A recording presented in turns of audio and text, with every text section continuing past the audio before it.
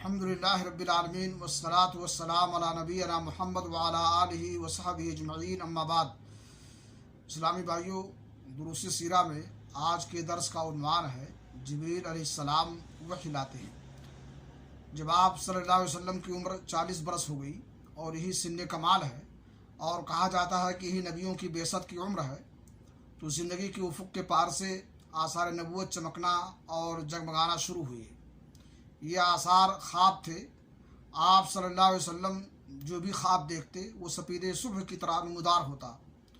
اس حالت پر 6 ماہ کا عرصہ گزر گیا، جو مدت نبوت کا 46واں حصہ ہے، اور کل مدت نبوت 23 برس ہے۔ اس کے بعد جب حرا میں خلوت نشینی کا تیسرا سال آیا تو اللہ تعالیٰ نے چاہا کہ روئے زمین کے باشندوں پر اس کی رحمت کا فیضان ہو، چنانچہ اس نے آپ صلی اللہ علیہ وسلم کو نبوت سے مشرف کیا اور جبریل علیہ السلام کو قرآن مجید کی چند آیات لے کر آپ صلی اللہ علیہ وسلم کے پاس تشریف لائے۔ یہ واقعہ رمضان مبارک کی 21 تاریخ کو دوشنبہ کی رات میں پیش آیا، اور قمری حساب سے آپ صلی اللہ علیہ وسلم کی عمر 40 سال 6 مہینے 12 دن تھی۔